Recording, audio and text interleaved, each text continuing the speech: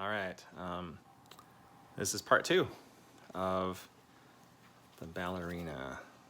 I'll show you where I am so far and what I'm working from. And if you haven't seen part 1, you'll probably want to see that first. So go down to the link below, or just look for it on YouTube here, obviously in my channel. So if you're joining me now, thank you. And I will try to hold this steady as I show you how I'm mixing and painting. All right, so I've got it laid in.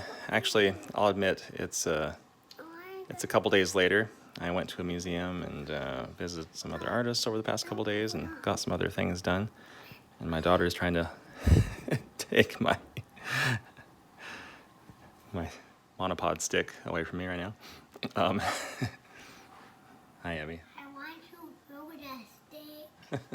All right, we'll get going.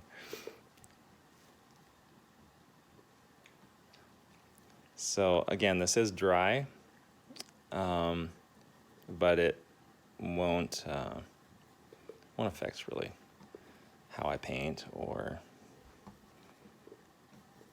the way the color works together on the canvas, or even the way the paint is applied. I'm just mixing more or less a skin color. You know, one thing that's interesting after stepping away from this and coming back to it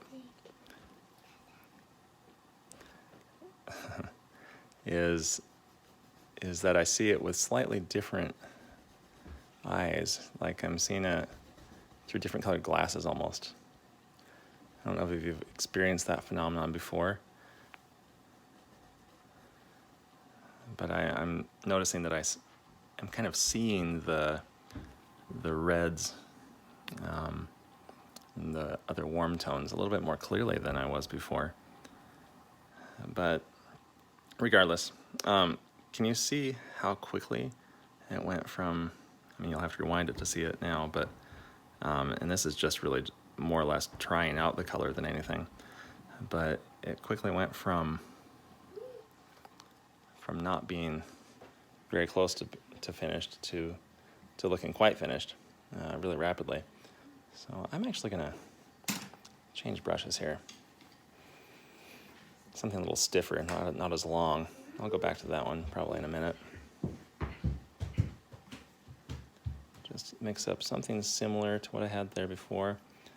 I'm not worried very much about getting the exact color, because if I get the wrong one on there, then why, it'll help the other colors on there have more life to them. Let me hold this back further so you can see the whole thing in context better. There's no such thing as a wrong color on a painting. It's just an opportunity to like add to it to make it more interesting. And when those two colors are viewed side by side, then they actually, I think, are more interesting than just the one.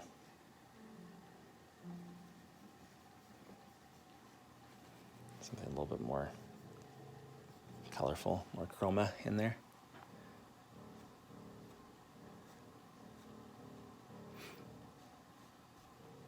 I think I want it to be more warm up here as the skin turns upward, and a little cooler up here. So I'm just going to add a little bit of black, which kind of grays it down, makes it cooler.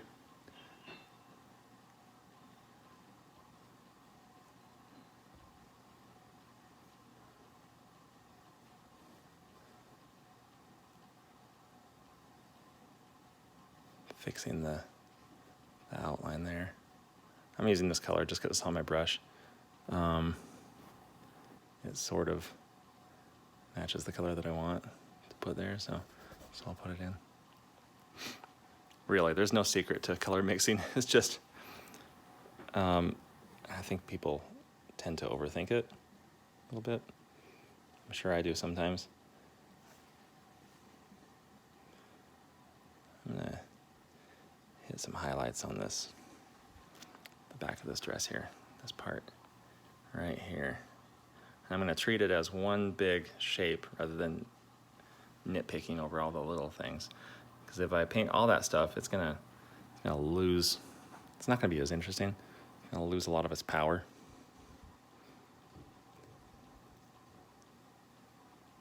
Ah, look at that. One nice big, perfect stroke. While I'm working in those highlights, I'll do this one over here. It's not really a highlight, it's just a light color. Something that's seen in the background there.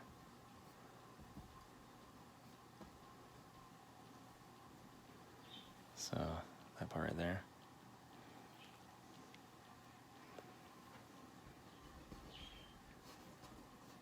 By the way, when I made that stroke, you see how I started with a sharp edge? You know, I just stuck it there and just dragged it from there. But also I kind of twisted it this way in an effort to, I don't know if it did it or not, but I wanted to get a sharper edge along this side and a slightly, what did I say? A sharper edge on that side and a softer edge on this one. And it didn't quite accomplish what I wanted.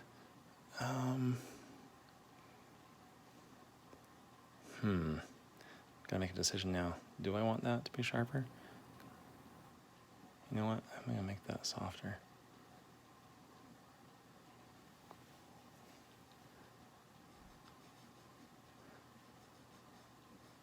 Kind of just working away a little bit of that paint so I can see through it. All right, what's the next most important thing to do? Let me get some of the reds in the skin tones. I'll show you in a second what I mean. So, you know, you can wash your brush, or you can just use more paint and overpower the stuff that's on the brush. I don't have a rule of how I do it or which one of those I do. Just kind of do whatever feels better at the time. Yeah, that's amazing. I actually matched that color without even trying.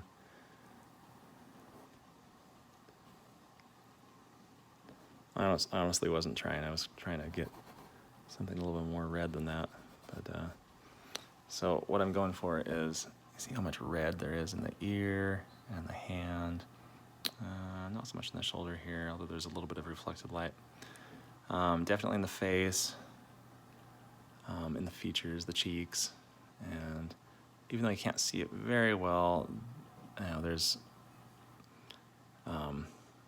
people's fingers, hands, wrists, elbows, knees, heels, toes.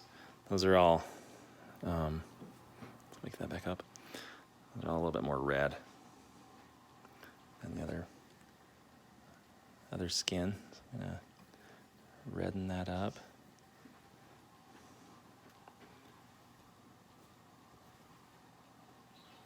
Just real impressionistically.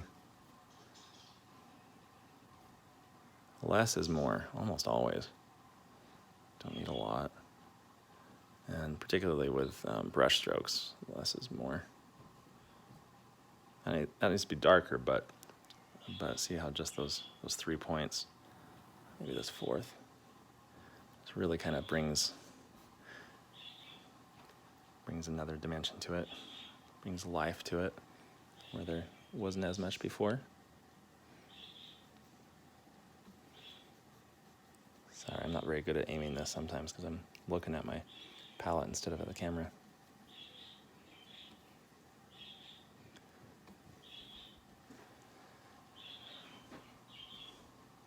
Just a little bit darker, maybe.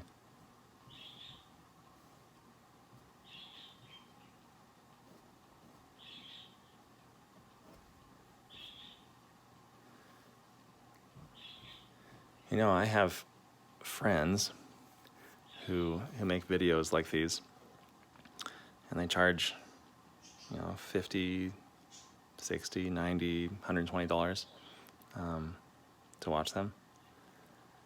And I may start doing that. Of course, I'll have to put up both my cameras and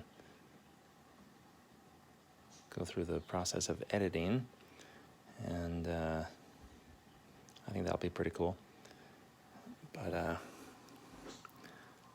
regardless of what I do or when I do it, I hope you guys appreciate that you're getting this for free here on YouTube.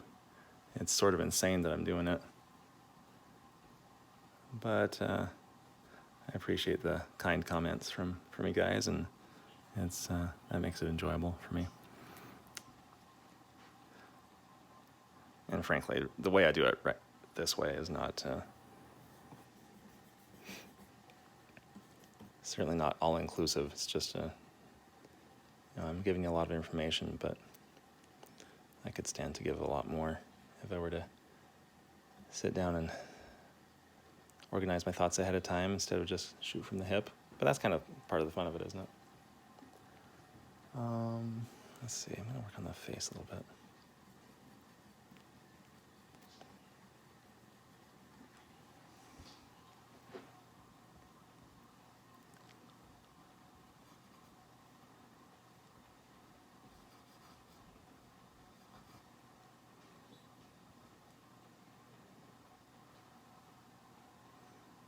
Give you a better angle there.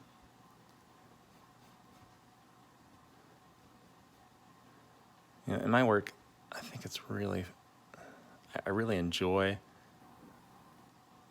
the challenge of painting faces and hands, and sometimes it works out to, you know, that they're included, and sometimes not. I'll show you real quick.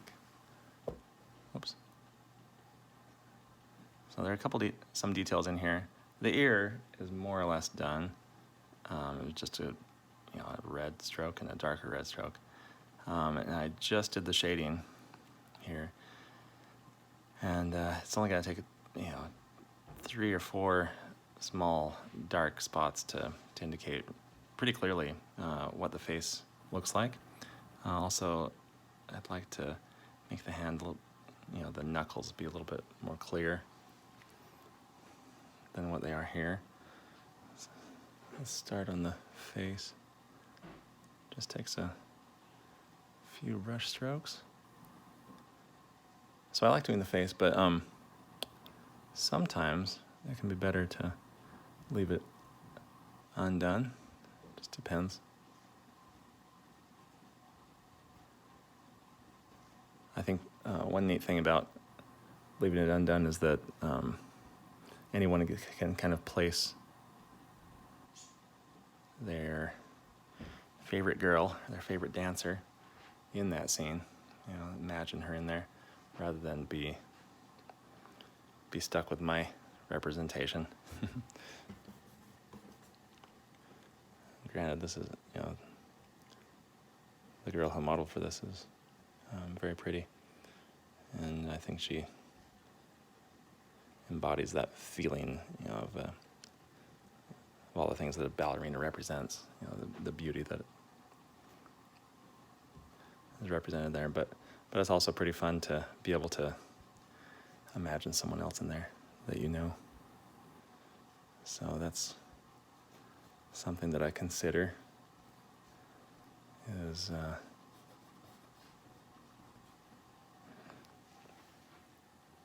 letting that kind of come through.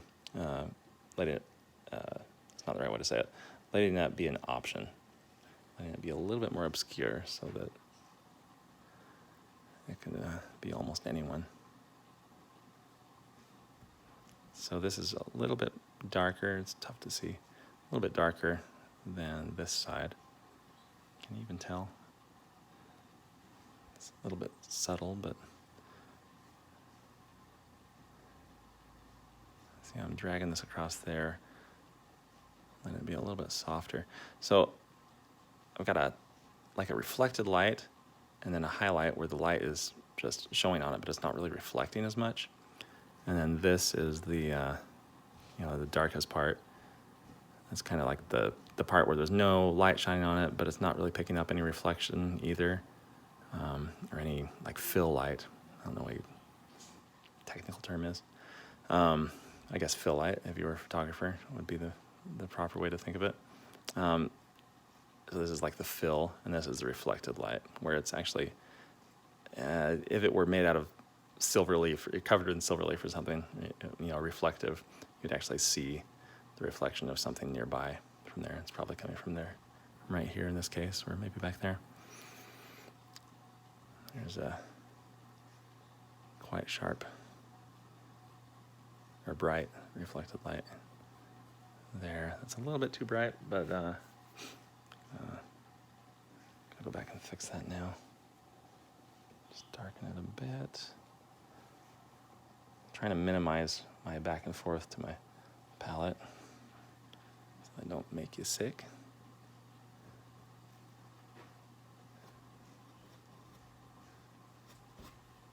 All right.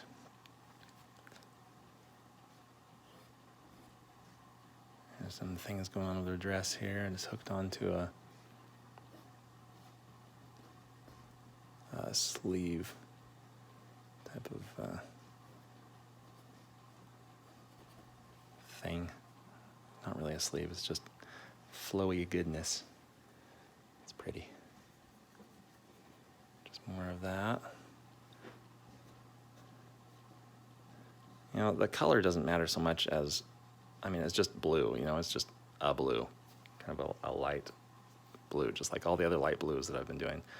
But, so it doesn't matter that it's blue. It's got an identity as blue, but what really matters is that it's got the right temperature, the right value. And not all blues are cool. It all depends on what it's next to. Just like every aspect of color. It just really depends on what it's next to. It's a little bit, the arm looks a little bit too thick there and there. So I'm gonna carefully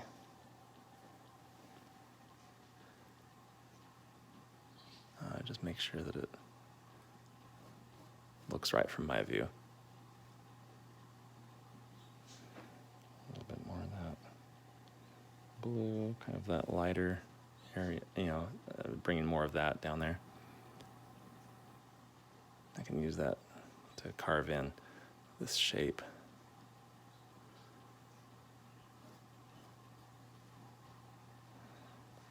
Okay, I'll take a step back from it. Now, overall, I'm really liking it a lot. Honestly, when I set out to do this one, I kind of thought I'd go thicker in like all of this, but I'm gonna take the palette knife in a minute here and really make some fun things happen there, and maybe in the background. Kind of simple though. I'm gonna try to keep this one simple. Edges are important to think about. I want to take a second to just look at this, make some decisions before I really hit it with a bang. It's one thing to paint quickly, and if you make a bunch of mistakes, then it doesn't help at all that you painted quickly. But if you paint quickly and make the right decisions, then a lot of times the fact that you did paint it quickly can lend itself to some neat things. Kind of, I try not to have really accidents happen. People sometimes say happy accidents. I don't know if that came from Bob Ross or what. Anyway, I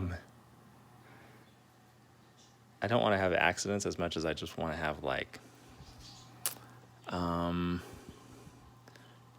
don't know, what do you guys think? What's a good way to say it?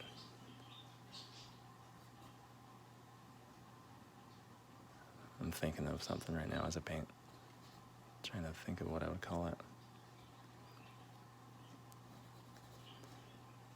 Informed accidents? I don't know.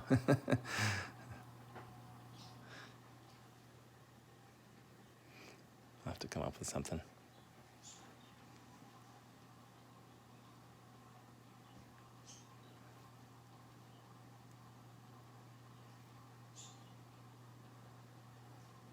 Just softening an edge here and there.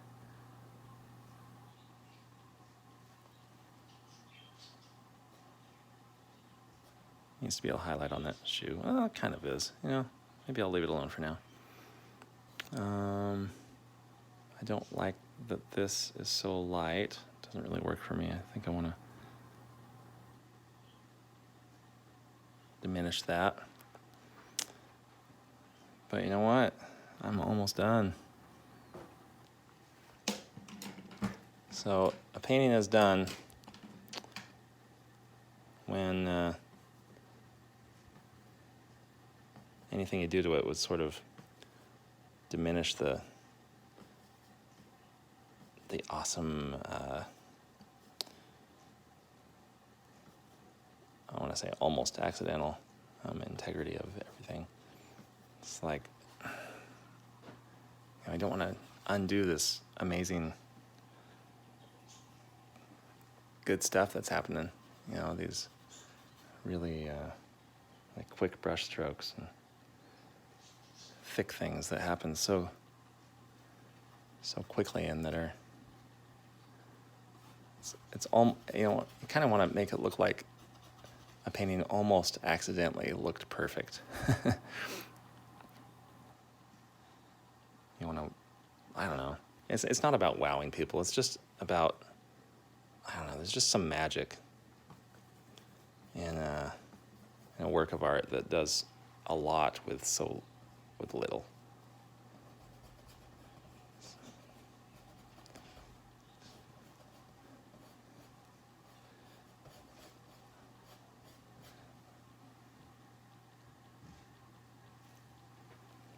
And it's all about this kind of impressionistic mindset, you know. Can you hear the song that we're learning in band? Yeah, can I hear it in a minute? Yes. It's all right. It's a nice contraption. Lizzie's commenting on my homemade monopod.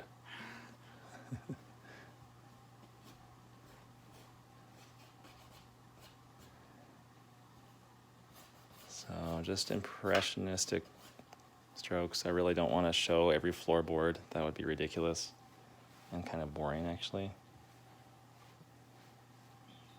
Within the realm of this painting. You know, if it was a really detailed painting, then that would make more sense. But anyway, just, you know, a few lines, 2 or 3 lines here and there can make it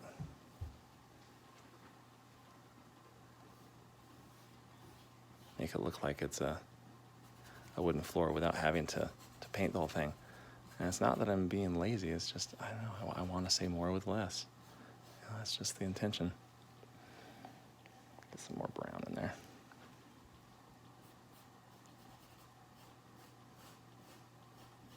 Yeah, boy, I'm being way thinner than I thought I'd be, but I'm just kind of enjoying what's happening here. Seems to be working, so I'll go with it. Ooh, I love it. It's working out. I'm actually glad I had a couple days to just step away from it, and you know, I think there could have been a risk of overworking it. That's too dark. Let's go a little bit lighter so we can show that there's some reflective light, or not reflective light, just more like, you know, some window light falling there. So kind of some cool gray light on the back of her hair. There's this highlight there, which I've been debating about. I'm not so sure that I want to put it in though, because just the way I painted it there, this underpainting is kind of already giving it the value that I want. So I think I'm going to leave it alone.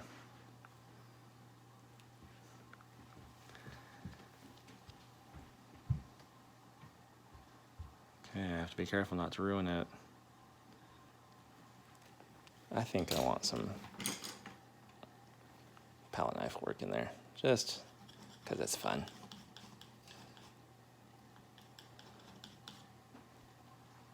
All right, so this stuff, this bright stuff. Start with this one. We'll see. See how it goes.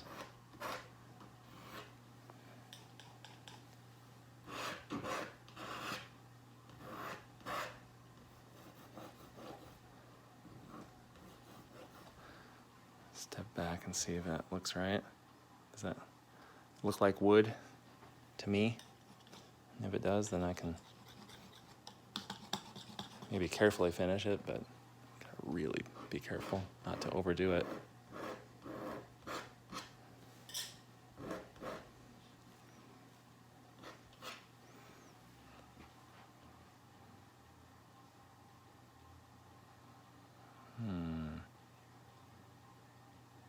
Okay, I'll leave it for now. And those things over there. I think I'm gonna go full white. Dirty white, because my palette knife is not clean. But I can do some fun stuff with it, I think. Thick and thin. Let's make it interesting to look at. While still paying attention to what it really is. You know, this is not the time to go crazy, you know, just reckless abandon. But I want it to look, again, like what? How did this just like so effortlessly come together? And in some ways it is effortless. I mean, I don't know. It just, some paintings come together easier than others. And when you're filming, for others to see, it's nice when a painting does come together pretty quickly. It doesn't always happen.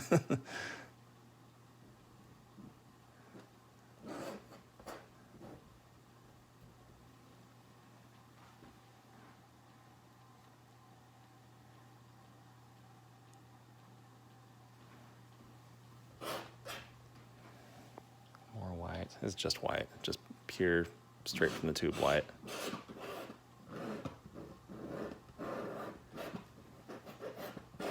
Drag it down there. I don't mind these little things that make it kind of fun and interesting. Bring in just a little bit of gray.